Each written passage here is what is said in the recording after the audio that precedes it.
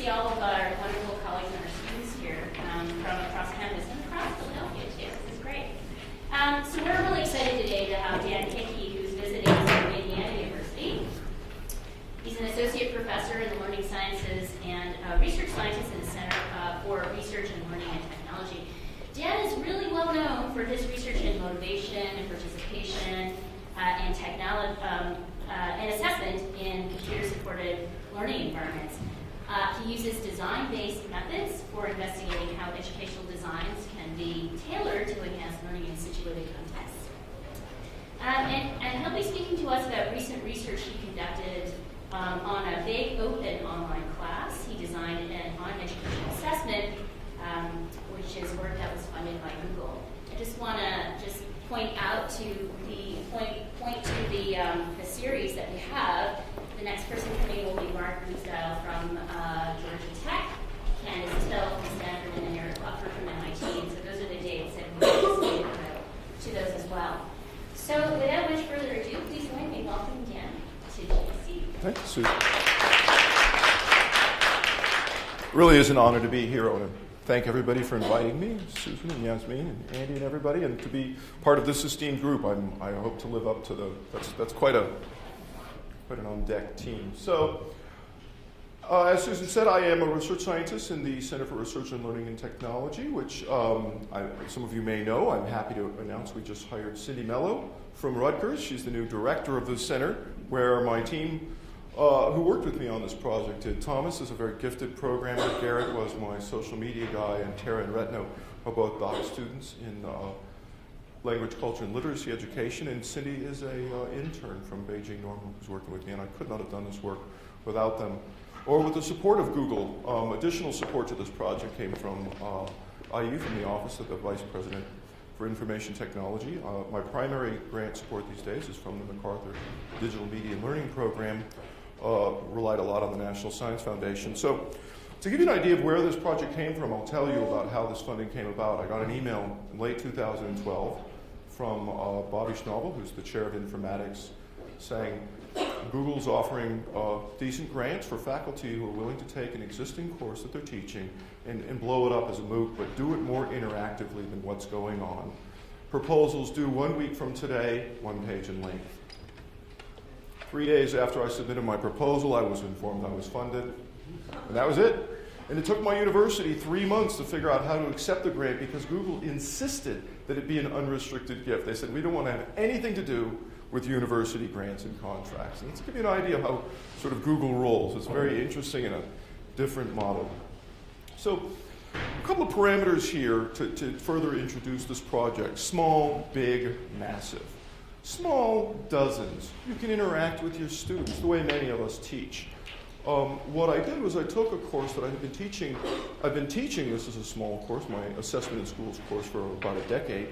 And I started teaching it online in 2008, really aggressively trying to take a model that I'll explain and elaborate on to try to maximize engagement and learning in that online setting in a small course. And with this grant, basically put this team together to try to scale that up, but not to massive, just to big. We capped enrollment in my course at 500. I knew that we couldn't do the things that we had been doing successfully, that I had been doing successfully in this relatively intimate, small setting. There's no way we could go to the massive level. So people argue over the difference between big and massive. Some people say that anything over 150 is massive because it's impossible for any one person or even any one team to keep track of the activity.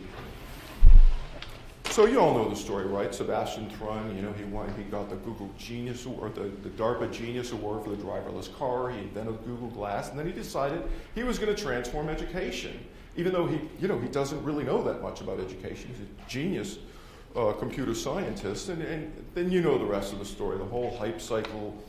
I'm not going to go through all of this, but everybody got really excited. There's all this action over here where there's some other alternatives that are still around, but you see Udacity, Coursera. Penn becomes an equity partner. I assume most of you know that Penn was an equity partner with Coursera, launched some major initiatives, and then crash.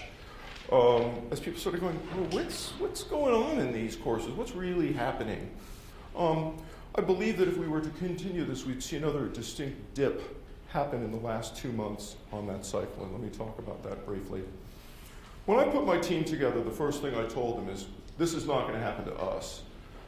I don't know if anyone's familiar with this, but this was a Coursera course on online teaching that tried to add a bunch of very interactive components, Google Groups, Google Docs, and it melted down. And as the headline said, online class on how to teach online goes laughably awry. That is not going to happen to us. It's one of the reasons why we weren't going to the massive level. We were going to make this work at a smaller scale. We also knew a lot of press was coming out like this, where people were saying this peer assessment stuff. And to me, somebody who studied peer assessment quite a bit, I could have told you that. Peer assessment is a very, very difficult thing to do in any setting. And doing it on a massive scale in a setting that's never been done before was a pretty risky endeavor.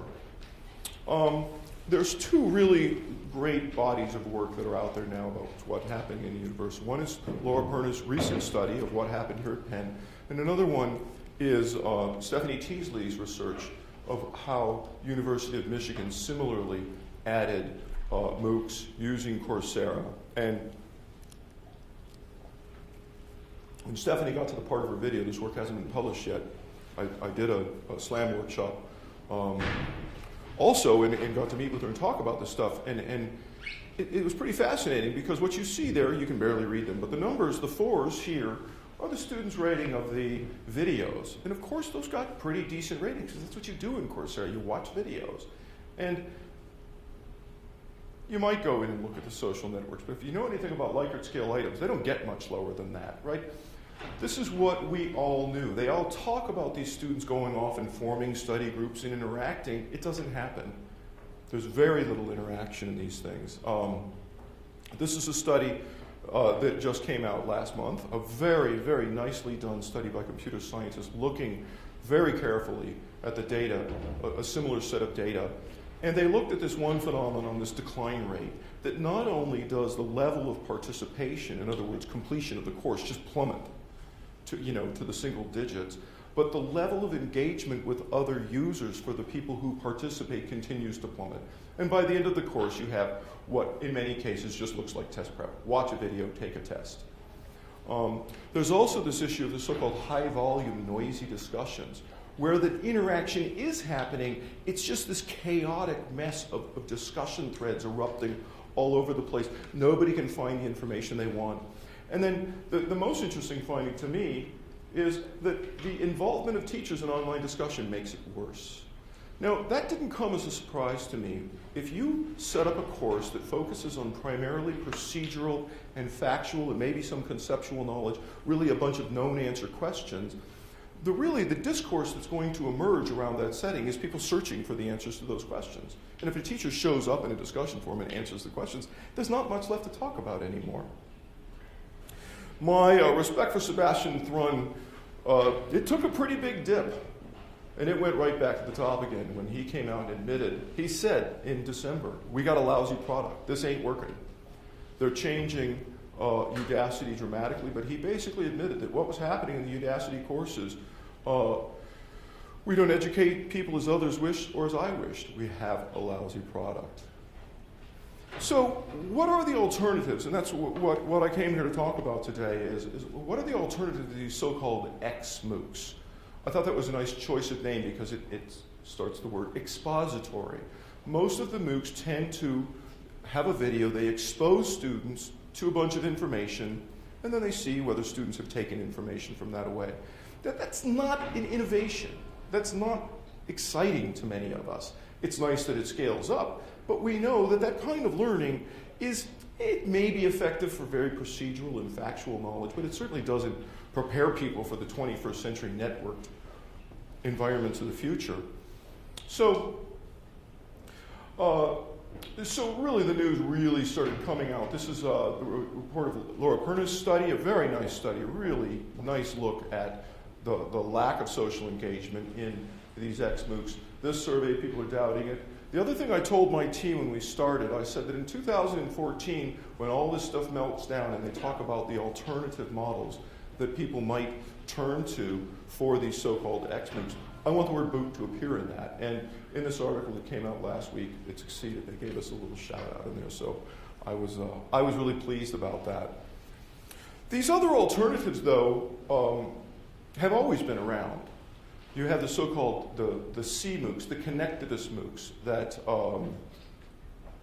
George Siemens defined that term around 2007 or so, where they're really crowdsourcing the content of the course. People are going off and finding information and bringing it together. The so-called DOCS, the Distributed Open Collaborative Course that got a lot of press. Kathy Davidson at Duke, who just launched today, this one, The History and Future of Mostly Higher Education.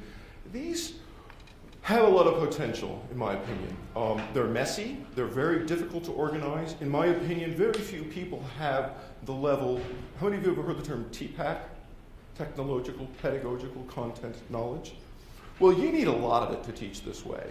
And very few instructors who have enough of it have the time to teach these kinds of courses where they're shepherding the construction of knowledge in an area where there isn't really a body of disciplinary knowledge to rely on.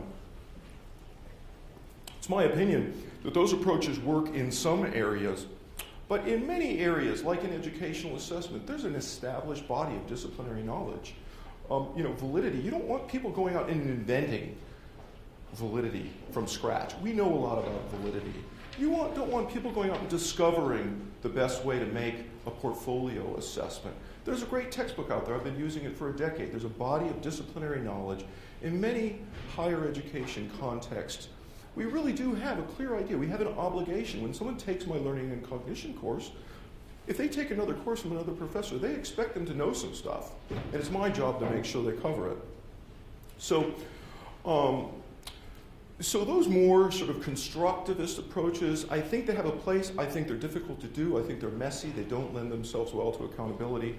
There's also these sort of project-based approaches. Udacity has added coaches. For a fee, you can...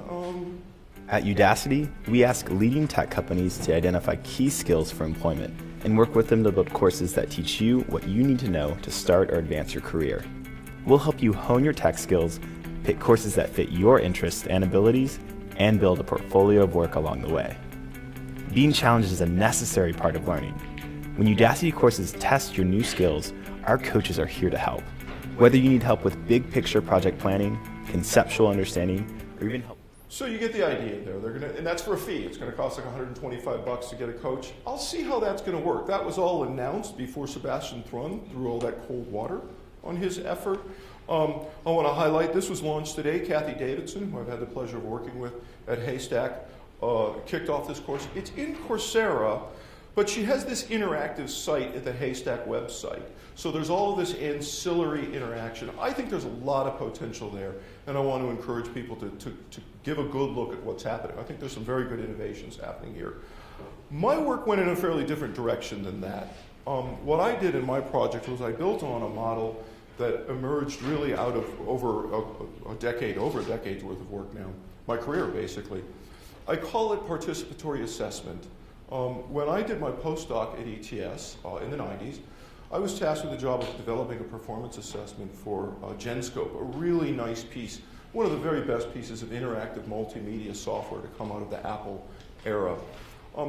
And at that time, I really came to realize that some of the ideas and the insights from situative theories of learning, particularly people like Jim G., Jim Greeno, Gene Labe, that in my studies at Vanderbilt and working with Jim Pellegrino in particular, my advisor, and John Bransford, that I really didn't get the full picture of what those perspectives had to offer. If you really went down this situative rabbit hole and really bought into their arguments, can we find practical, pragmatic solutions to things like balancing formative and summative assessment? There's lots of practical problems with motivation that come around assessment. So that's pretty much what I've done in my career, is push really hard on those frameworks and doing that using design-based methods. So the framework that emerged, there's an article that's in Journal of Learning Sciences that was published last year that sort of documents really the 10 years of work in Genscope and some of the ideas, a little bit of retrospective analysis there. The model that came out of that work I was able to apply to 3 multimedia packages developed by NASA, Classroom of the Future, one larger NSF project funded with Everyday Mathematics, the only one that I haven't done in technology, and the only project which I would say is basically a failure, in that I was not able to get dramatically larger gains in understanding and statistically larger gains in achievement than the existing curriculum. I'll return to that point. I did 5 annual cycles of refinement to the Taiga curriculum in Quest Atlantis, a well-known video game developed by Sasha Barab at Indiana University. I got out of video games about 2008. I was invited to join, Jim G. headed up the MacArthur 21st Century Assessment for Situated and Sociocultural Learning project. And so with that, I moved really much more into online learning. I had a lovely project working with Henry Jenkins and his team at Project New Media Literacies, really, and shifted very dramatically, not dramatically, but significantly, my work moved over to looking at online learning. I began teaching online in 2008. I've been teaching this assessment course, teaching or assessing it at least once a year, and a learning cognition course at least once a year, usually twice a year. My advisee, John Walsh, I worked with him to implement this model in his own. He's a lecturer in telecom, and he teaches these large undergraduate lecture courses. This model was quite effective in the hybrid setting. And then just this last year, my student Rebecca Ito and I were invited by IU High School. It's a fully online high school. It's kind of it's kind of a distance ed course that's come into technology, screaming and kicking in a way. And we were invited to basically remake the English department, hire 5 new teachers, and do a workshop last summer, and basically they all built courses using this same model, and that was a big success. They're asking us to expand our work. And that got us into the non-trivial professional development issues that are associated with the work I'm about to show you. So my work is very influenced by Randy Engel's work. The math project that I described earlier, Jim G. was on the advisory board, the linguist Jim G., and he just said, your strategies for fostering productive engagement, they work with this other inquiry-oriented stuff, but with 5th grade mathematics, it's so procedural and so conceptual that you really need something more powerful to get kids engaged in the kinds of discourse that you're looking for. You need to put your energy there. And that led me to Randy's work. This idea of disciplinary engagement, right? It's about the discipline. You want people, when they're learning, to talk about the stuff you're talking about. How many of you teach teachers? Or are teachers? You know how in classes sometimes you seem to have these really vibrant discussions happening, but if you really listen carefully, they go off in all these other strands. Pre-service teachers talk about their own experience. In-service teachers talk about their principles.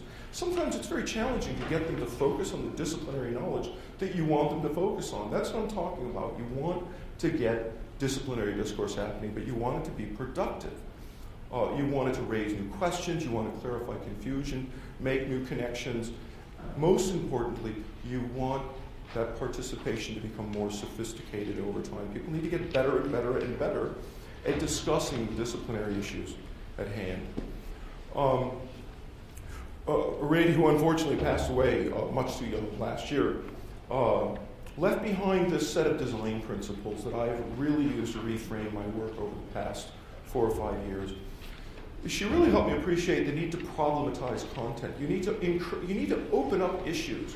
There's lots of problems that experts see as solved, but can be used to problematize knowledge for learners.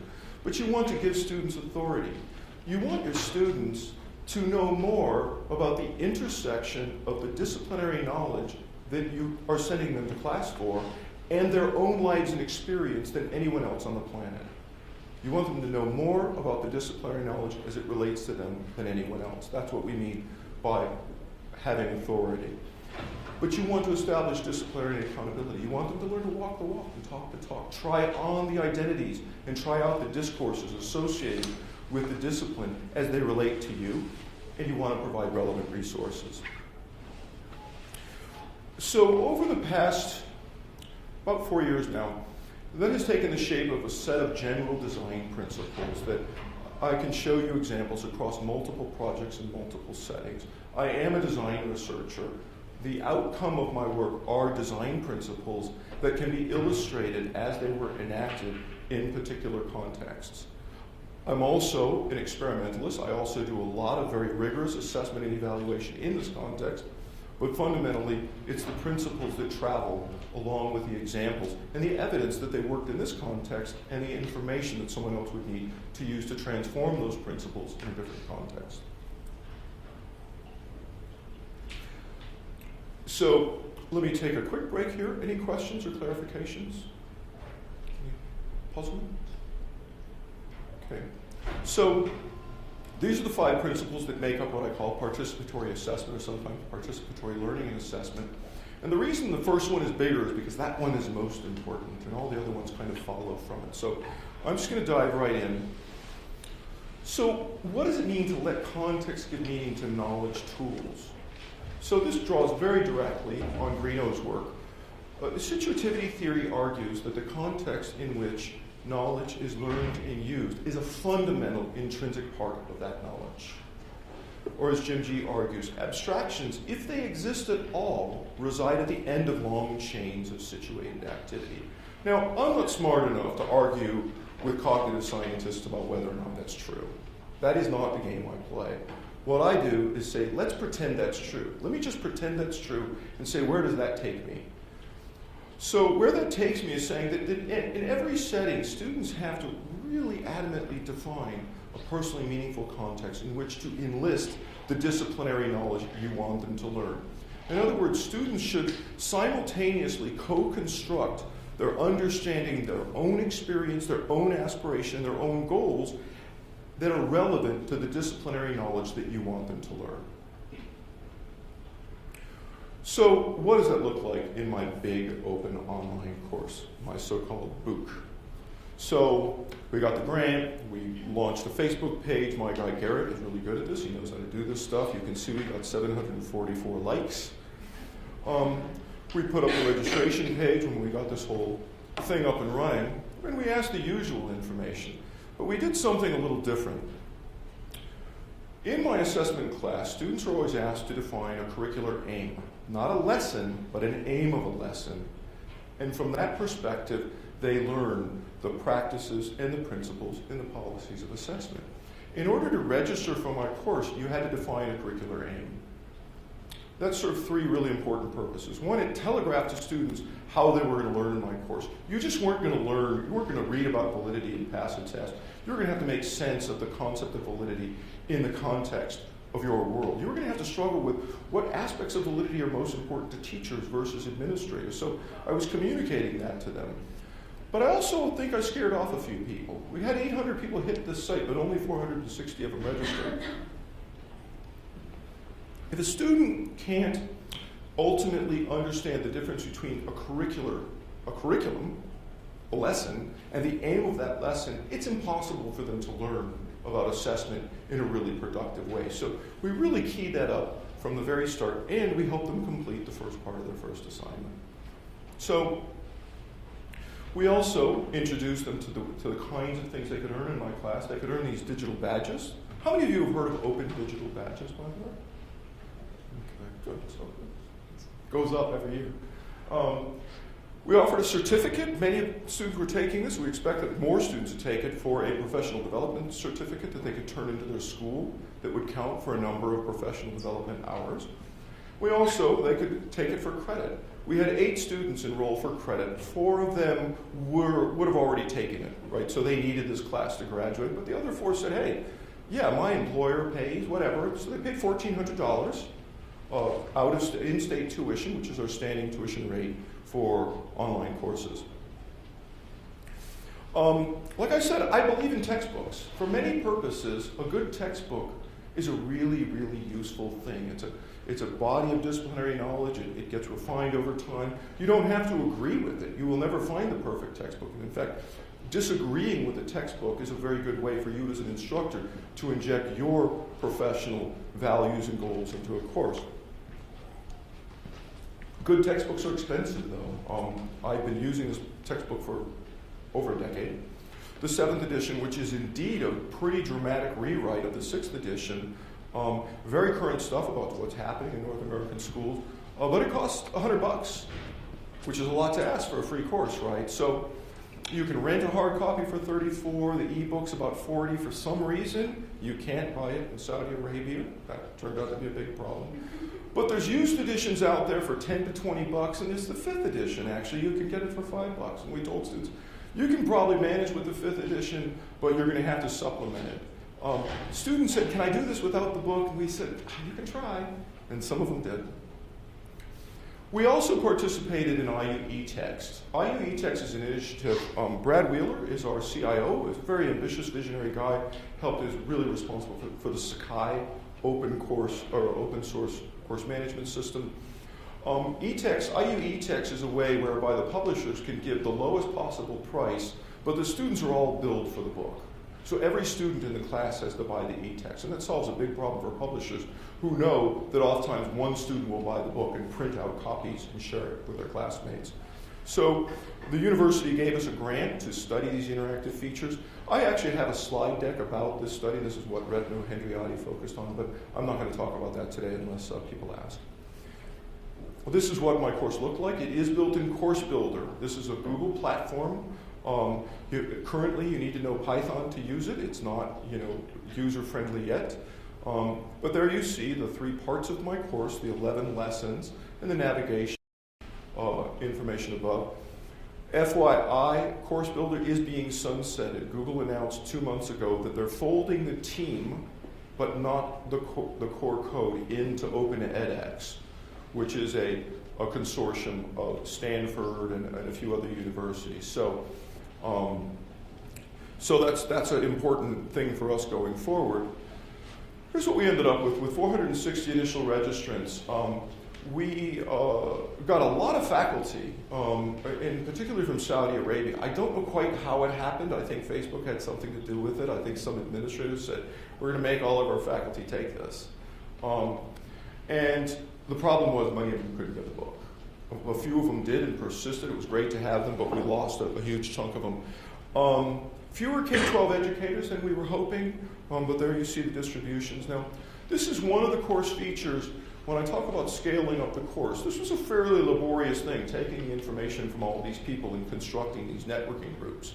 But it was very important because in my classes, I always put students into these networking groups because I want them to see how people from different perspectives make meaning of the stuff I want them to learn differently. So these groups and the grouping is really important. You want people to identify with begin building an affinity group.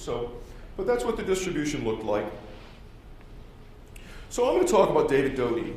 David was on one end of the spectrum of learners I was interested in. One of the things I really focus on in my online classes previously is the challenge of having people ranging from my doctoral advisees in my online classes to a full-time teacher, single parent, taking 2 classes. It's a vast range who just wants to get that master's degree to get the raise. How do I accommodate such a vast range of experience and ambition? David was a very experienced and a very ambitious student. He has a PhD from BYU and a master's from Stanford. And it lets me make a few points. I'll show you a less ambitious student. I apologize about the resolution. I really struggled with this, but I really have to. I prefer to do this live and just take you into the class, but then I really had a tough time getting enough up there to see. So this is what I call a Wikifolio. It's not even really a wiki at all. What I had done previously in Sakai is it was a wiki. Here's a set of assignments. Post a wiki, share it to your classmates. This is public. Everybody can see everybody's work. I moved this over to Google Sites, but essentially my team convinced me that this whole page sheet was just ugly, and it wasn't sexy enough for this thing. So my awesome programmer, Thomas, built me this thing where basically when you click on these things, this is the view mode. This is what everybody sees. If you click on edit, it opens up an edit window for each of these boxes. And when you click on this, it opens up the instructions for each part of the assignment.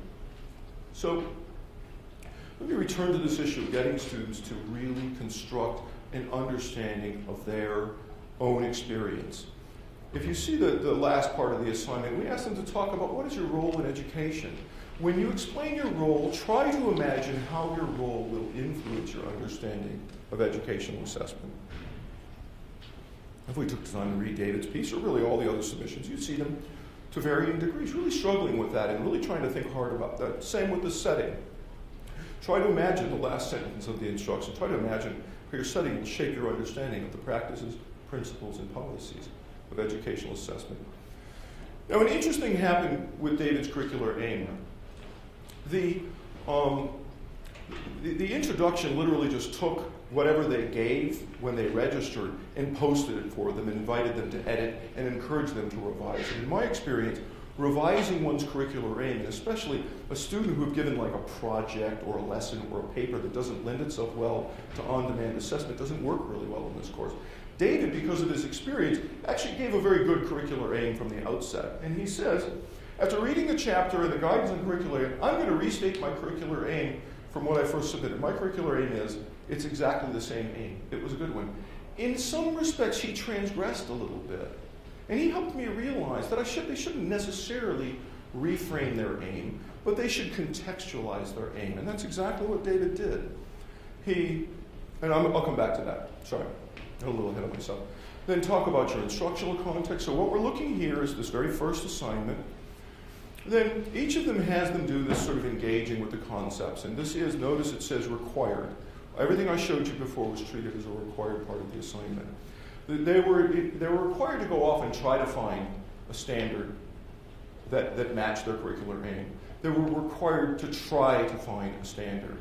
It was really important that someone who couldn't find a standard show that they looked for it, but had concluded there weren't any standards that they could relate to.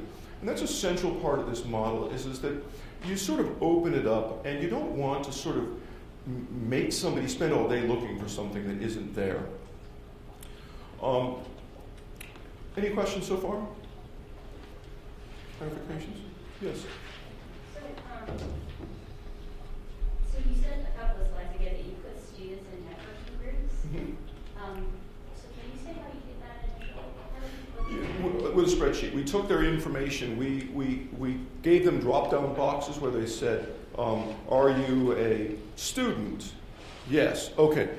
Pick from these. So it was closed-ended selections, and we just used that information in a spreadsheet to put people in as similar groups as possible. And some people asked to be moved, and we shuffled them around a little bit. Yeah, I guess I'm asking about the tech, like physically. I mean, so with the technology, how did you make It tediously. Okay. Yeah, that's the kind of thing that we're working on automating now. My programmer, Thomas, has convinced me that about a week of his time, he could generate an algorithm that would automatically generate groups, split them apart at a certain size, and that could probably display the makeup of those groups as people are registering. It's kind of exciting to me. So now I want to shift gears a little bit here and talk about a core curricular routine that permeates all of my work. This assignment, so here's the core of this assignment, this problem chapter. It's the what to assess considerations. Here's four things that people should take into account when they're considering what they should assess. And the instructions are to rank order them in order of their relevance to you. Given your setting, your curricular aim, decide which of these is most relevant and which is least relevant, and provide a justification for why the first one you pick is most relevant and why the last one you pick is least relevant. And this is an early one. This is done manual. I'll show you later. This was automated. This turns out to be a really effective way to get people to engage with disciplinary content. In particular, the act of deciding that one thing you want people to learn is least relevant to you forces them, if they're enacting your intentions, to go through all of them and consider, what does that mean for me? Another thing that happens, and this is really more apparent in my cognition class, is that a lot of times people will say something's least relevant because they don't understand it. They underrepresent the concept. That's a nice invitation for a classmate or an instructor to say, hey, I can think of how this is relevant. And we see over and over again students saying, oh, you're right, and reordering. So this kind of dialogue, this kind of interaction around the contextual and consequential knowledge of the discipline. It's contextual knowledge. These are concepts that take on meaning in the context in which they're used. And they're consequential because they have consequences for practice. So there's no really right or wrong answer for this, for me saying that I think this is most relevant. This turns out to be a very effective way of getting people to engage in disciplinary discourse, and as it turns out, it leaves behind a lot of understanding of the concepts and knowledge of the skills and the facts that are the sort of things that we typically focus on and try to measure and assess. A required part of the assignment wraps up by asking them to list what are the 3 big ideas you took away from this. Look at the summary of the chapter and just tell us, what do you think are the big ideas? What do you take away? There's some optional elements. The students who take the course for credit are required to complete the optional elements. We rely on the textbook. We have them do the self-check, do the little quiz at the back of the book, and say which ones you got wrong or which one's most relevant to you. That's a complete enactment of that task, more than they're actually required to do. Ponder time, there's some discussion questions. Again, I say, pick the most relevant one to you. Right, so they have to scan all of them, zero in on the relevant one. David, being a dutiful student, did all of them. Still said which ones were most relevant. And finally, post questions and comment. So all of the students are instructed to post at least one question to their classmates. And this brings me to a really important point, probably one big takeaway point. I don't use discussion forums for substantive discussion. All of the discussion across all of my settings occurs directly on the student-generated artifacts. That has a lot of affordances. For one, it keeps, as long as that artifact is disciplinary, it's pretty likely that the discussion directly on those artifacts is going to be disciplinary. But it tends to be more meaningful, and it doesn't go off on these other tangents. But it also doesn't start thinking about the abstractions. It really gets at the stuff that the students are doing. Required to post one question, and then they're invited to go look at their classmates' work and answer that question and discuss. This is David's question that he posted on his first assignment. There's a very detailed response. I have not coded this information yet, but I have found in my other classes the level of disciplinary engagement, it's about 80%. It tends to be about less than 20% is not directly germane to the topic of the lesson. Let me shift gears a tiny bit here and come back to this point about reiterating your context. Here you see, now we're in week 3. David's now learned to develop good selected response items. Now he's shifting gears to learning how to do constructed response items, essay items and such. And he still stated his same curricular aim, but he's recontextualized that. In other words, he's thought pretty deeply about what the difference between a constructed response item and a selected response item in his setting. And that's what I mean by getting students. That's what I push. That's what I focus on. My class is working when I see a lot of that.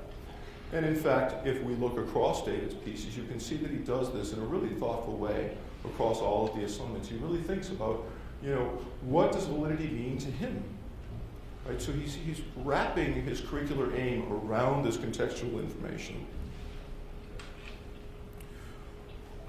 So I'll show you some data down below about that contextualization. It's quite a bit of writing happening each week, a lot of writing happening each week.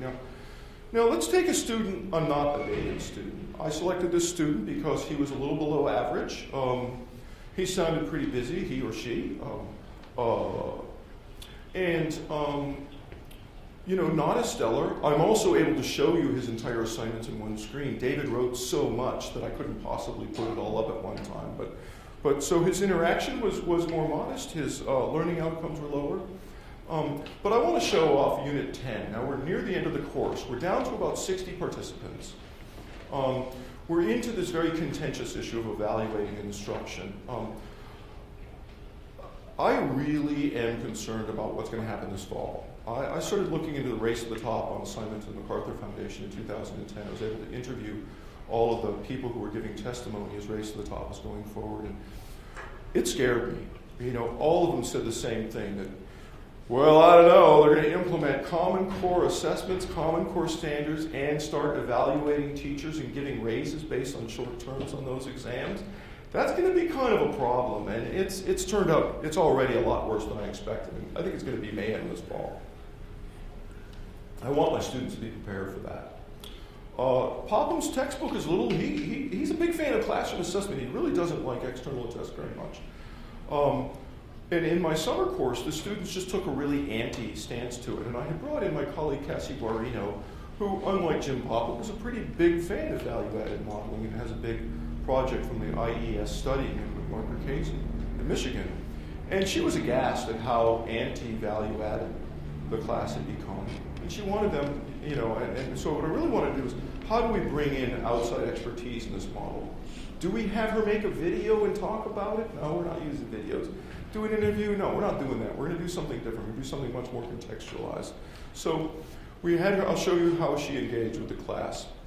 So the other thing I want to show off is Tom has figured out how to make this a drag and drop, so that when you do the ranking part of each of these assignments, so here, I want students to judge which is the most relevant evidence for evaluating instruction in these settings. Should you evaluate instruction with classroom assessments or external tests, and why? So the nice thing about this drag and drop is the data from doing this is fed back in real time to the system. And we're able to use this information to provide feedback to the students about how different groups are taking up this information.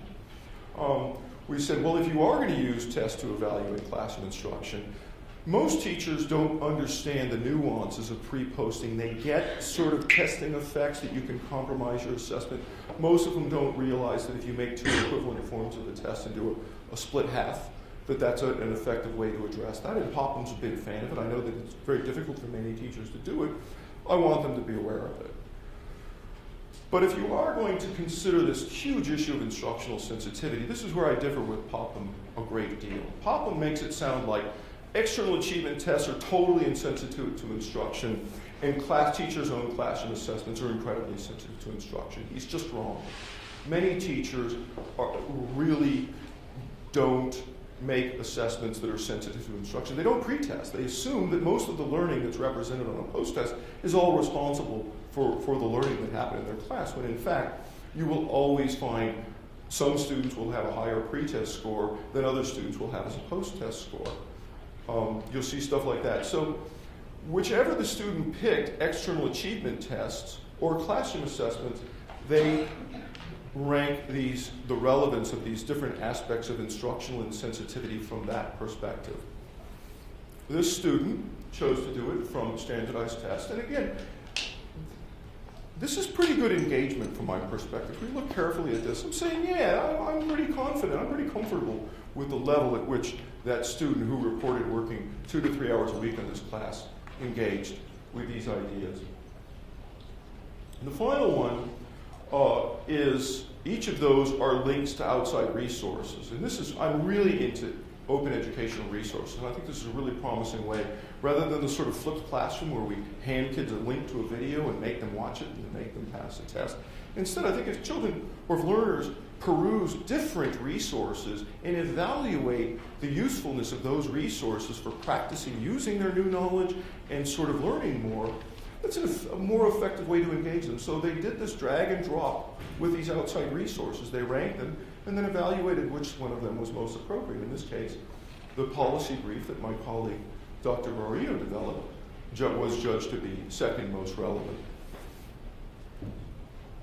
And so in engaging with the students, rather than just giving them something, I had to work with her quite a bit to do this. This didn't come really naturally to her, but I emphasized that your input really needs to be contextualized. It needs to be embedded in the context of the work.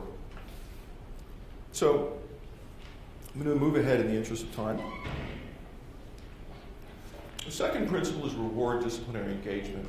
I study motivation a lot. I'm really interested in motivation, especially situative models of motivation. So from my perspective and in my writing and my work, much of the concern about incentives is misguided, and much of my work is shaped by a comment that Alan Collins made in the Situated Cognition and Culture of Learning article in '89, the first year I started graduate school, where he said that the negative effects of competition probably say a lot more about impoverished schools, lack of opportunity to improve, and lack of formative feedback than they say about competition. Competition, it just happens. And if you get students competing for engaging in disciplinary knowledge, that's got some opportunities that I explore a lot in my work. You want to foster this discourse. You want to, though, foster a participatory culture. I learned a lot working with Henry Jenkins. You really want to find appropriate incentives for the kinds of engagement that you're looking for. And this is what this looked like in this class. I played around with that general principle in many different settings. So rather than peer assessment, which like I argued before, usually doesn't work, peer endorsement and peer promotion. Students are instructed to endorse at least 3 of their classmates' Wikifolios each week as being complete. Not good, not bad, just complete. Then pick one and only one and promote it as being exemplary and explain why. And this is the interface by which this happens. They simply click on the button here. It's either required or required and optional. Their name appears here in public. You see that somebody endorsed it. Then when you promote it as exemplary, you have to give the reasoning. This was not promoted as exemplary. Notice this question was not responded to. This is what I meant by the student being a lot less engaged. David, on the other hand, has a lot of fans. And so I've really ran with this a lot. This act of acknowledging a classmate's work as being exemplary clearly signals the higher quality engagement, and it motivates that engagement. But it also, if we read carefully here, Christina invited me to use her name, there's additional disciplinary discourse that happens in the act of making the promotions. This was about 99% effective. There were very, very few marked as complete but incomplete ones. People just didn't do it. So another way that we reward disciplinary engagement, I've learned over the years that the students who post their Wikifolios early tend to be ambitious and experienced. So I reward them by finding them. Now I can find them because they're marked as exemplary. And I go in and I give a lot of feedback. I reward them with a lot of feedback. And then we send out this early feedback announcement with links to those things and saying, hey, if you're starting your assignment this week, you probably want to take a look at these. And especially look at the comments I provided here and stuff. Students really liked getting these. Students complained that our act of doing this discriminated against students who weren't able to work during the week and made it less likely that they would get the exemplary stamps because they really wanted them. Then after the unit is done, we give another round of feedback. Again, we start looking for where are some students who got their first exemplary, who we can shout out here. But we also give this really cool feedback where we let them see how the different groups of users enacted it. There's wisdom for reflecting on why did the educators chose standards-based grading in Unit 11, whereas absolute grading was preferred among these other groups. We show who got the most promotions. The other way we reward engagement is with digital badges. So you earn, by completing the three or four Wikifolios and taking the exam, originally we said getting 80%, we had to drop that standard, you earn a digital badge. And if you see over there on the right, this is your evidence page. With just a click, you can send your badge out to a social network. If you say Facebook, this is going to appear on your Facebook page, and anyone who clicks on it will get to see the evidence. This is what's different about digital badges. They contain specific claims of learning and allow you to embed links, evidence, and links to evidence. So this student, in this case, if you click on that complete, it goes to the Wikifolio. It shows you what they did. It shows the number of comments and endorsements. If you got more promotions than anyone else in your networking group, you got the leader version of this badge. And now David chose not. He actually was the one who had said early on, no, I'm not going to display those things. I want to post my badges, but I don't want my supervisor seeing what I wrote about my workplace. So he chose not to display them. You can still see the number of comments. He also chose, for reasons I don't know, not to display the compliments that his classmates had paid him. But you had the option of displaying that and sharing that out. So that's rewarding. This next one, the next principle is grade artifacts through reflections. So you guys know what I'm talking about with project-based learning and essays. It's just an overwhelming amount. This thing generates a lot of text and a lot of comments. I don't have time to grade it. More importantly, you don't want to grade it because when you do, you screw everything up. You get it. Is this what you want? Did I do it right? When you grade artifacts in engagement strictly against a rubric, most of the discourse ends up being people arguing, essentially saying, you can't take away points from me because you didn't tell me to put that in there. And Traditional portfolio assessment, in my opinion, is just often a train wreck because so much time is spent arguing over ways that aren't productive. So I've spent a lot of time. Lawrence Habib wrote a lovely paper in Mind, Culture, and Activity that influenced my thinking. Melissa Gersolfi helped me a lot too. So students are asked to reflect on their engagement. We spend a lot of time refining these reflections. What are the practical consequences of what you learned this week? What are you going to do differently now that you understand the difference between validity and reliability and the different types of validity? Critical engagement. How well suited was your context for learning these concepts this week? A math instructor who says, oh, portfolio assessment. No way, man, it isn't going to work. But those English teachers, they're already doing portfolio assessments, and now they're going to do it better. So engaging in discussion about how suitable your context is for learning about a concept is a good way to learn about that concept and get broad coverage. And then collaborative engagement. Which of your classmates did you learn from? Students loved somebody like David Doty, a leader in class. They love seeing their names. They're obscure. They love David being the one who says, yeah, I learned a lot from this person and this person. So I don't have time to get into this, but I'm convinced now from looking at these carefully that students' ability to write a coherent reflection to this in the context of this wiki is about as convincing evidence of sort of enduring understanding as most classroom assessments. And in the case of the 4 credit students who were getting a grade, right, they were getting 5 points out of 100 for each of these wikis. If this is coherent and the wiki was posted on time, they get the points. In my online class, I'm able to grade 80 Wikifolios, a month's worth of work in 1 football game. I spend a lot of time with my class. I just don't spend a lot of time giving this individualized feedback that isn't very productive. Pretty on time. So, assess understanding prudently. I am an assessment guy. That's pretty much what I am.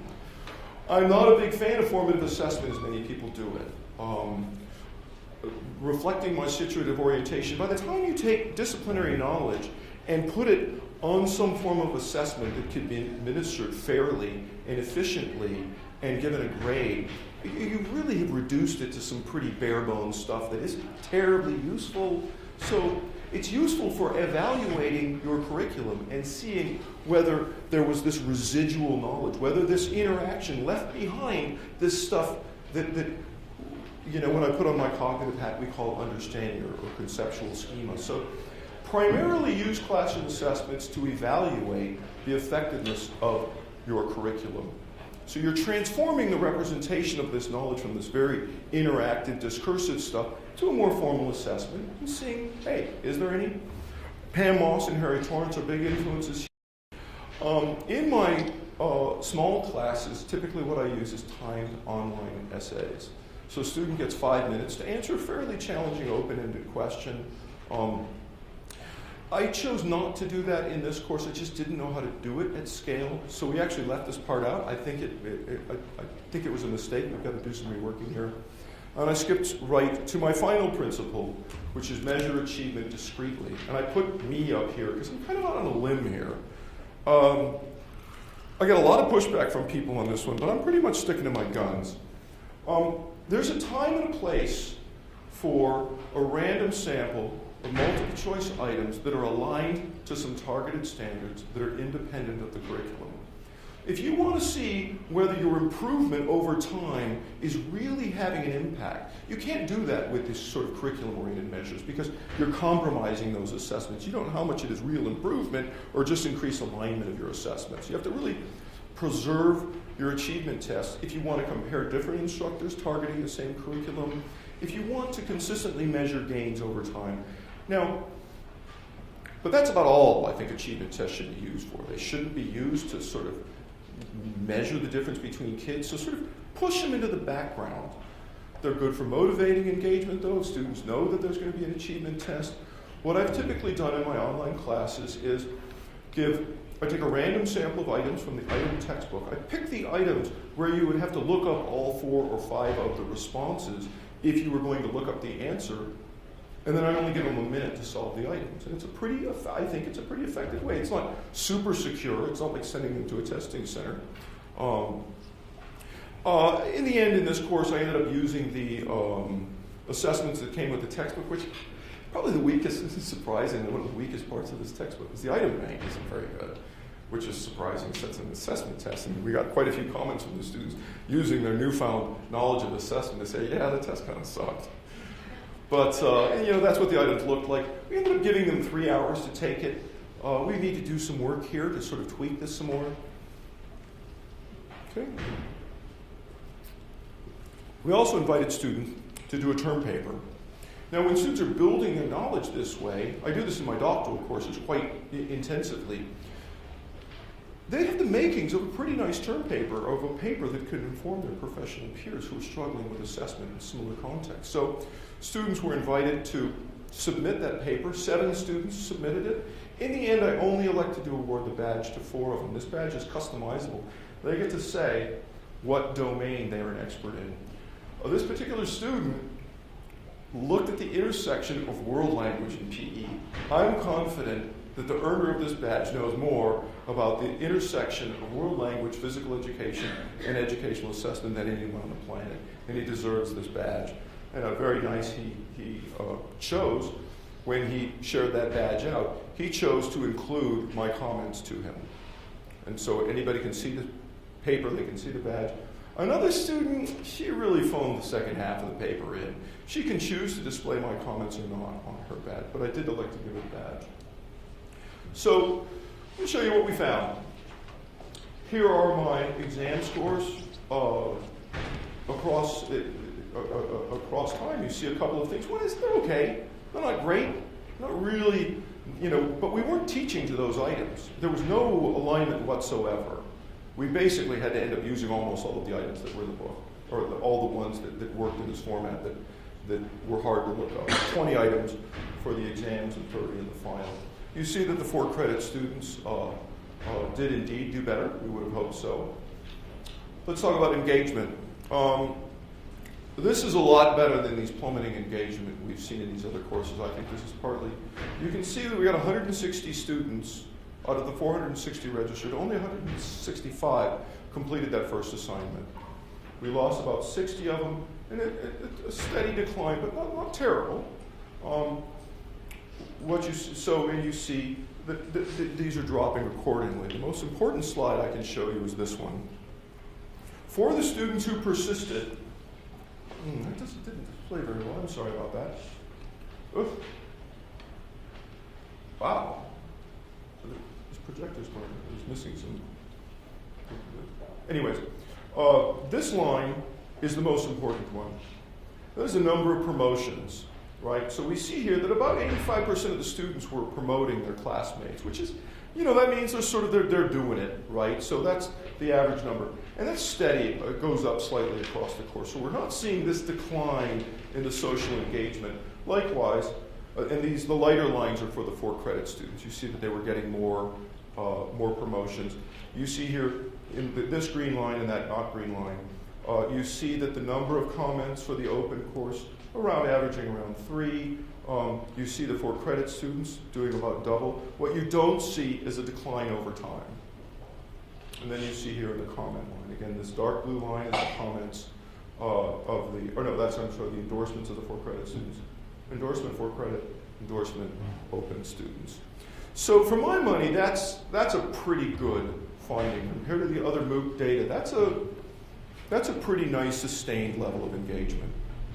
Number of badges shared per date. This is the number of times a student in this site clicked, I want to send this badge out to Facebook, Twitter, email or something. And you can see a nice pattern of it bouncing around in accordance with the issuing of the badges. Thomas gave me this nice data set that showed the number of words that changed in the context statement, right? So how much were people really revising their curricular aim and context? One thing you see there is they were revising them a lot. You also see, though, this interesting little peak here and here. And this corresponds with, as they're shifting gears here, in part 1, which is assessment practices, when they go to assessment principles, they have to think about their context differently. So there's that little bump there where they're having to change their contextualization more. We did not do a very good job with the exit survey. It was kind of rushed. I used to know how to do surveys, and I need to learn again. So for example, we know that Facebook was influencing people finding it, but we don't know how many of these people word of mouth learned it through Facebook. We do know that Google, LinkedIn, and Twitter weren't particularly effective. We can see that actually a non-trivial proportion of the students completed the class with no book, relying on information they found on the web and the other stuff students posted. People did indeed complete the class with the fifth edition. Motivation, again. The certificate, this is about what we expected. I don't know, I have open-ended completions to these things. I've only had this data for about a week. And what you see over there, you don't see anybody signing up to get badges. You see people saying that they motivated and finished to get the badge, but relatively small number of leader badges being listed as most motivating. Did you share your badges? The majority of them did not share their badges, and the ones who did, it was about evenly split with Facebook and email. Average reported hours per week of 7.5. That's relatively high. That's a lot higher than Coursera, so certainly that contributes to the sort of decline. This was not, one student said they averaged 30 hours a week, and when I went back and looked, I thought, yeah, that might have taken that student 30 hours a week. That was not a full credit student. We see about a quarter of them saying that they would have paid for this course. That's interesting. And then finally, right on time, wrap it up.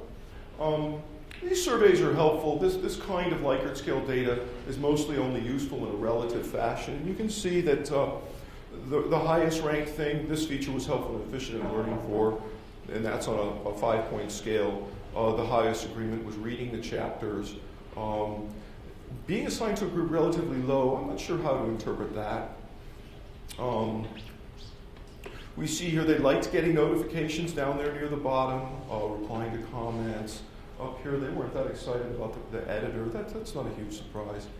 I'll wrap up with a nice little email I got from my new pal, Dave Doty. When I sent him to ask him his permission to use his information, this is what he sent me back just a few days ago. Thanks for the note. You're welcome to use my work any way you want. By the way, I'm sending a letter to you at Indiana University. Thank you. I am going up for promotion next year. He said, not only was the technology easy to navigate and reliable, I was pleased with the quality and substance of the content. The assignments were clear, encouraged hard thinking, and required significant effort, all of which kept me motivated and engaged. I really enjoyed interacting with the other students in the course. I was very impressed with the caliber of the students. I learned a great deal from my peers. That's what I'm after. This guy knows a lot. A lot of what he learned is how his peers were taking up. He learned that most teachers care mostly about content validity, and they're understanding, they understand criterion validity, but it's not really important to them, and they're still a little fuzzy about construct validity. That's useful knowledge for somebody in David's setting. It says, the content of the course was outstanding. After nearly 20 years in education, I felt like I really understood very little about assessment. That is what I find over and over again.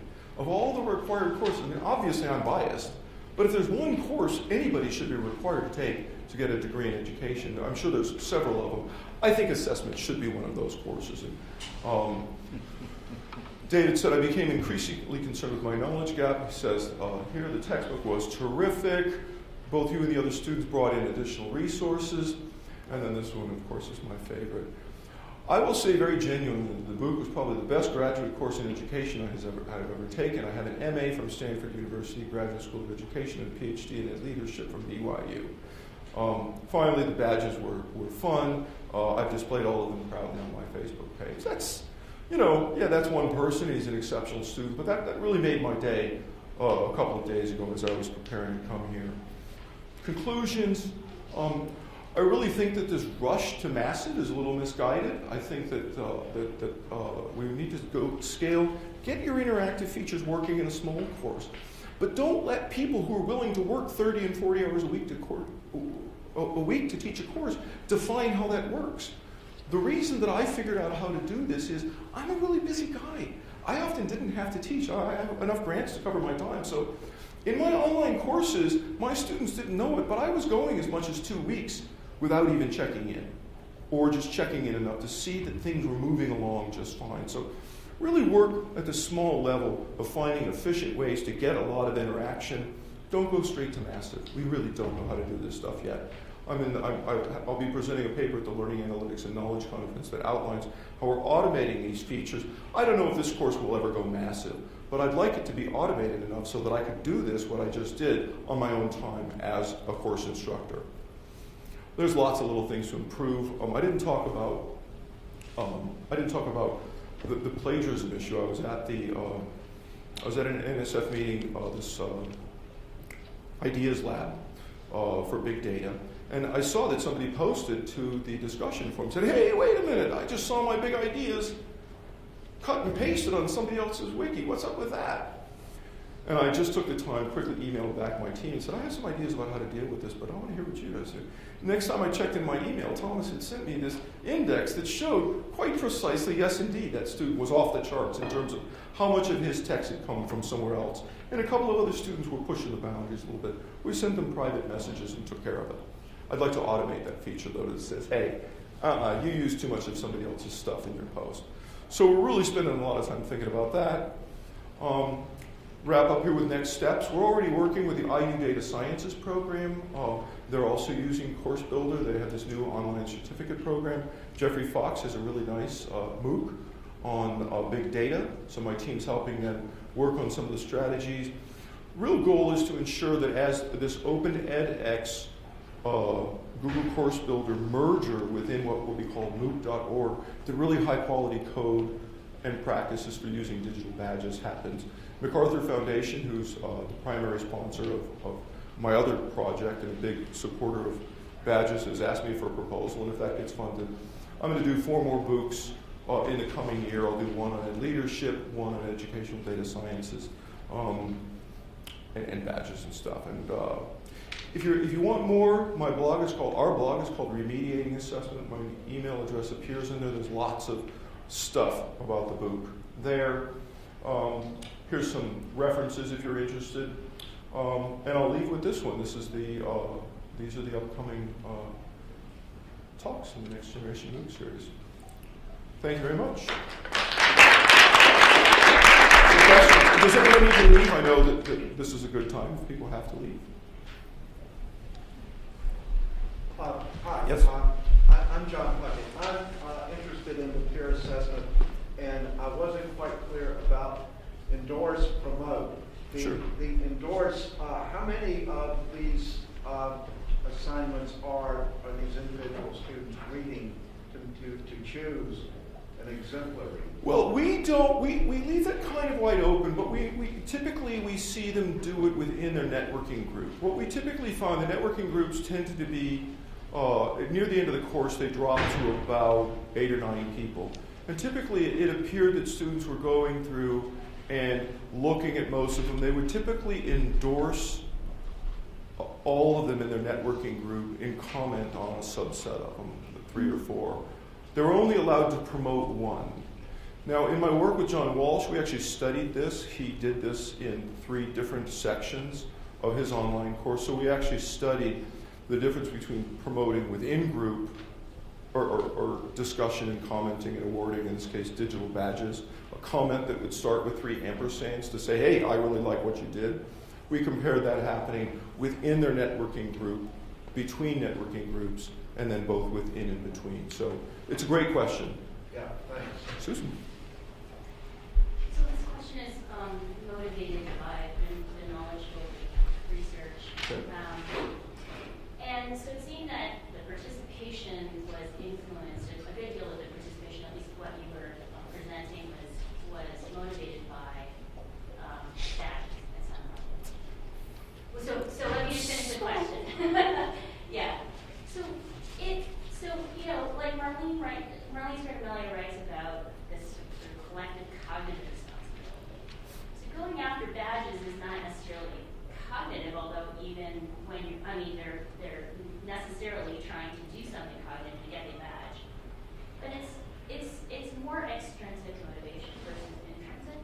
And so my question to you is, at what level did you think that there was some self-organizing going on in terms of cognitive responsibility? And And then my second question is, do you think we could ever get there without these badges or in a course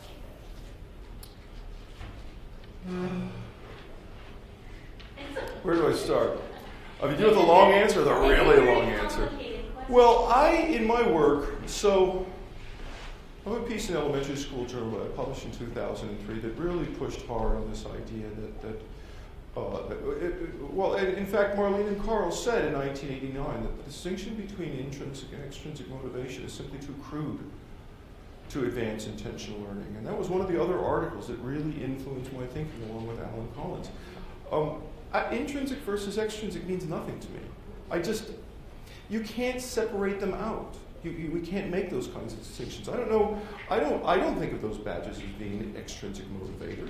They earned them for something that they valued. So, I don't have a good answer. I don't buy I don't see the value in this 30-year debate over extrinsic and intrinsic motivation. I just don't see it as useful for fostering the kinds of participation that I care about.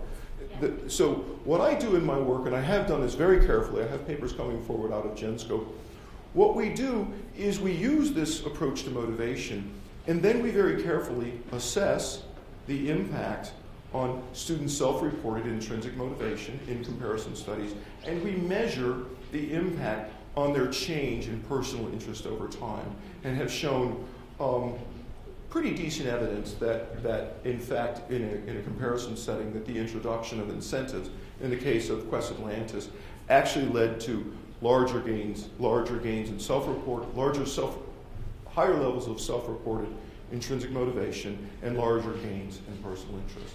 Well, we can talk about this later, but really my question is really motivated by understanding how it is that people come to stay in these things, right? So say I'm a person who comes in and I have no interest in practice, but actually really trying to learn something. And so it's sort of getting at how are they going to be sustained? Well, our AERA talk is titled, It's Not About the Badges. Right. The badges signify something else. We're very critical. I'll be doing a webinar for Pearson in a week, and then we've got a big summit. We're organizing a big national summit of digital badges in 2 weeks in Silicon Valley. And that's the message we're really trying to send. It's not about the badges. It's about the ecosystem. And if you just overlay, there are these badges out there, badge stack. They're just silly. They're stupid. It's gamification. That's not what open badges are about. Open badges are about credentials, evidence of learning, believable evidence of learning, circulating in social networks. Very, very different thing. I don't know what they're going to do for MOOCs, though. I think, people, believe me, based on my emails and phone calls, a lot of people are starting to think about them. And if I have my way, I don't know whether Open edX is going to do to open learning what Gmail did to email. There's a chance it might. It just might really take over open learning if the platform is easy enough to use. And if it does, I want to make sure that both the code and the examples of using digital badges in productive ways and the evidence that it can be done is part of that movement going forward. Yes? So just take this one course you're talking about here, and then say you've got all the development done, so all those costs and time are behind you. And now you're going to offer, let's say you're offering it for the second time. Or maybe a second time doesn't even make sense for a MOOC. I'm not sure. But anyway. I'm going to offer it in the summertime. Okay. So what's the graph look like where you say, on the one hand, how many people are enrolled or participating, and on the other hand, the cost per student of offering it with the quality that you offer them? The kind of feedback you gave, all that kind of stuff. Great question. I'm a little disappointed. I think we botched our exit survey. I didn't get the evidence of how much. I'm not convinced by what people said they're willing to pay for it. But in terms of cost, the revenue generation there, with 8 students taking this for credit, in my world, that's a half of a course. Right? So if I had 16 students, that my chair would have said, okay, great, that counts as your course. I couldn't have done this by myself. I believe that come this summer, if I had a TA, I could do, with the things that we know and the things we've automated, I could pull this off with a TA. Now, whether or not I can get 16 students to pay $1,400 to take it, or if I can get 300 students to pay maybe $200 for the official instructor verified certificate where we charge them extra for someone to go in and make sure that they did the work. So I'm a little disappointed that I don't have a better answer to your question. I'm struggling with that same thing.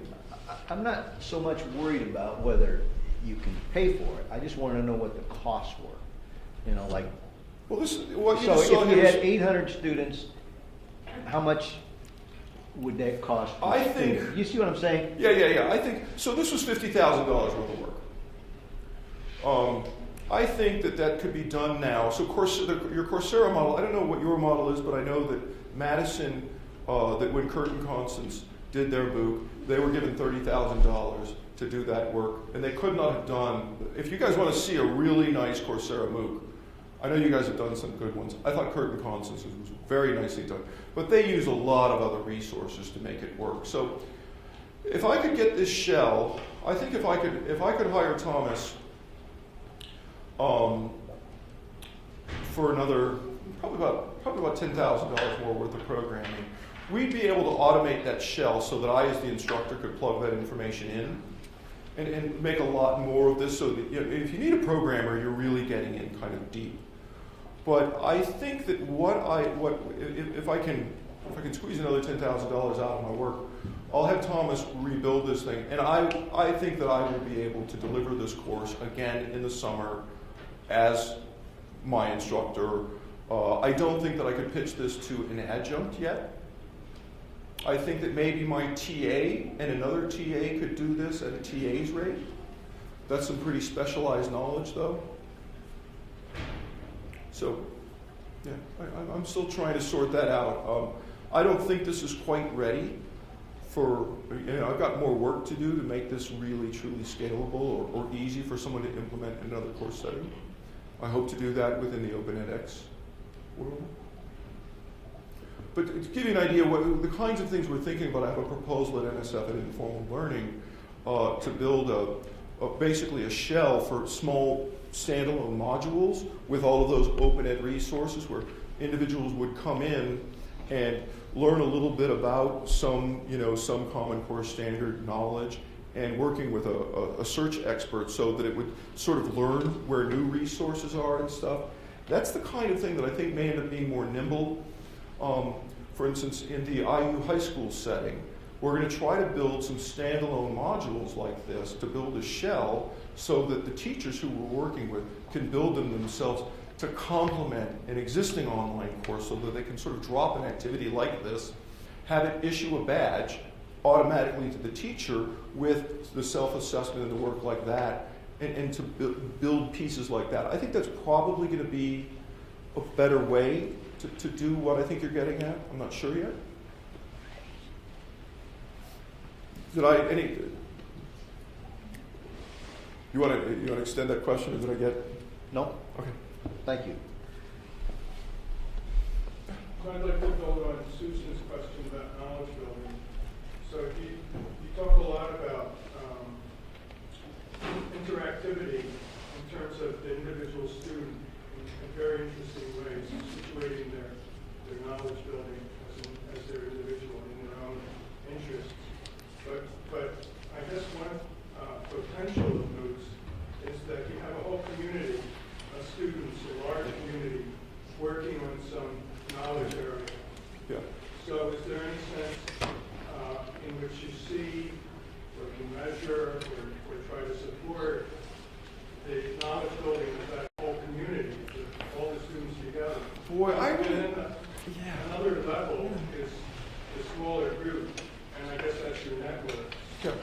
And you didn't really say much. I didn't get a real sense of how the networks work. You sort of mentioned that it seems like a lot of the interaction about promotion and so on happens at the network level. But I didn't really get a sense of how much real discussion and knowledge building goes on within these networks. Yeah, because this data is so new, I actually have quite a bit more evidence from my prior classes in where the paper I'll be presenting in AERA looks really carefully at that and looks at the patterns. This is where my training kind of falls me short. I've never taken a course in discourse analysis. I don't know how to do network analysis, and I'm sitting on some sweet data sets that need a lot of attention. But typically, what you find, what we have found, and I'm beginning to document, is you see a flow in the class. You see there's a deadline, there's a weekly deadline. And the students find the other students who are on a similar time, who have similar interests. And so you see these small clusters begin to develop, and you can see these students start to interact with each other fairly intensively, and you can see them beginning to develop affinity groups. You can see them starting to identify, like in the assessment class, you start to see those groups saying, oh, well, the administration group is probably going to say this.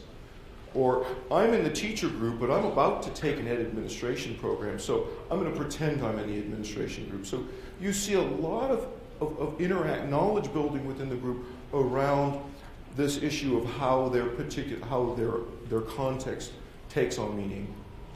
I don't have really good insights about it. I have a lot of work to do in that regard. Like I said, I think that's where my training falls short. I've relied a lot on my doctoral students in the past to help me do that, who have training in discourse analysis and network analysis. That's me. So you said you really don't think we're ready to scale up to massive, but I mean, if you have to design a course which kind of operates on the massive scale, what kind of features would you implement there to kind of improve participation and retention over time? I'm ready to scale up to massive. I'm just going to need more money to do it, is the main thing. So the paper that I'll be presenting at the Learning Analytics and Knowledge Conference goes through 14 of these features and describes first how it was enacted in a small setting and how we moved it up to the big setting. So you saw that feedback, right, where we're giving feedbacks to the group. What I'm going to try to do in the next couple of months with a little bit of money I have left is create an algorithm for assignment to groups, where an algorithm that takes the students' self-selected group identity, puts them into a group, and when it hits 30, it looks at the next level of knowledge and breaks it into smaller groups. Ideally, the composition of those groups would be displayed on the screen as that was happening. I think that would be really cool, and it would give people a sense of the possibilities of groups that they could belong to. That initial feedback. But probably the hardest thing about me for teaching this course was that every Wednesday, Tara was just on my tail. You haven't done the early feedback yet. You've got to get it out there. Don't wait until Thursday again. That was hard. I had to go in there. I had to find the exemplaries. I had to go through them. It was still a little analog. That could be automated, right? So imagine a graph appearing on the top of the assignment where you see how different groups are taking up this ranking of relevance. You begin to see that indeed, oh look, the teachers, the majority of the people in the teacher groups have identified content validity as most relevant to them, but oh look, most of the administrator groups are picking criterion validity, and oh, there's those weirdos over there who have picked construct validity. Oh, look at they're studying self-efficacy. That's why, that's what they meant when they said a construct. So if that was being displayed in real time, and for instance, you were able to quickly identify, if you could post an exemplary, a student could go in and find that information. So that's all the kind of stuff that I think another round of work at about this scope, hopefully MacArthur does fund it, I think I will be able to say that we're ready to go massive or automated. To me, they're almost the same. Like what one instructor does with hundreds is pretty similar to a team of 8 or 9 working with thousands.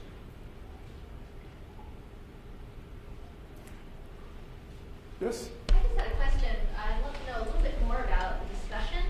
And you said that you found it more productive to have folks discuss directly on an artifact. And I'm wondering if you could just tell us a little bit more about that. And were those more dyadic conversations then, or were they more collaborative? Did many people go in the same document and comment? They tend, what you tend to see is, in this, I have done some analysis, and I have a team actually coding a corpus of data from 2 years ago. We see a number of patterns. One is this really interesting stuff, we call this contextual stuff, where people are saying, oh, I can see why you thought that was most relevant. I thought it was, I picked a different one for this reasons. So you see this, what we call this context by concept discourse happening in the threads. And that's really good stuff because, as I was trying to argue, it's my opinion that that's a particularly important and useful form of discourse for students to engage in. In that class, we would often see those discussion threads go 8 or 9 comments deep. We were averaging 9 comments per Wikifolio, and within really interactive pockets, we were seeing as many as 20 or 30. Really intensive discussions, almost all of it being very disciplinary, not very much going off onto tangents. And just discussing the kind of thing we would see as people would say, as I mentioned, someone would say, I'll give you an example from my cognition course. The textbook, a really important concept in cognition is encoding specificity. Whether or not someone can retrieve something that they'd memorized depends on the context in which it was encoded. And the textbook uses this kind of silly example, this famous study of people learning underwater were able to recall underwater. And so they said, this isn't relevant. Well, it turns out that encoding specificity is incredibly relevant because it has to do with assessment. If you teach students stuff with bubble forms, you reduce your curriculum to multiple choice items, students are going to be able to recall that knowledge. And so when that stuff comes up in the conversation, then somebody says, oh, wow, I guess encoding specificity is relevant, and they rearrange their things, and then they make a comment that says they did. Thanks for that suggestion if it came from a classmate or from me. So that's the kinds of, I think it's a bit of a peculiar kind of interaction.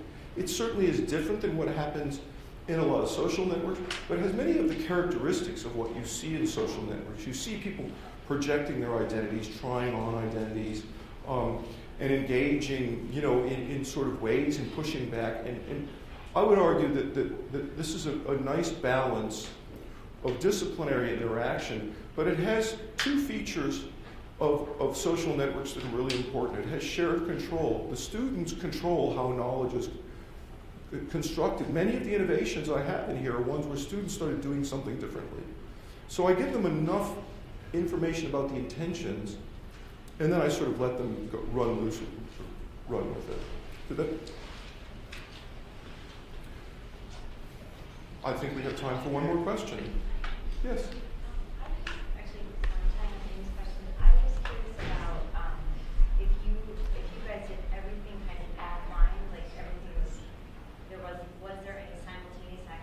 Oh, great question. I was able to see their email addresses, but they did not have access to each other's email addresses. This is a big issue for us. In my face-to-face classes, on one hand, I get excited when I see my students friending each other, but then these back channels start happening. And sometimes it's not helpful. Sometimes you want to see what's happening in class. It also raises some interesting issues about test security. So there's very little evidence that these students interact. We saw very few email addresses being posted in the chat, and they have no other access to people's email addresses. They don't know who they are. So there's very little off-channel, back-channel interaction. So but you feel concerned that you don't want people to hack over? We didn't this time. It's an open question. There's some advantages and disadvantages, but if you have a bunch of people going offline and interacting with each other, on one hand, you're helping foster the development of these affinity groups that are so important to us in building enduring communities. I know that in my small classes, I have lots of students staying in touch with each other. They really do. Like, we have a certificate program, and it's obvious that people have been interacting with each other. They're Facebook friends. They're talking a lot. I don't think we have quite the community that we promised we would develop when we started our certificate program, but they're definitely interacting. I think we're right at 1:30. Okay, Dan. Thank you very much.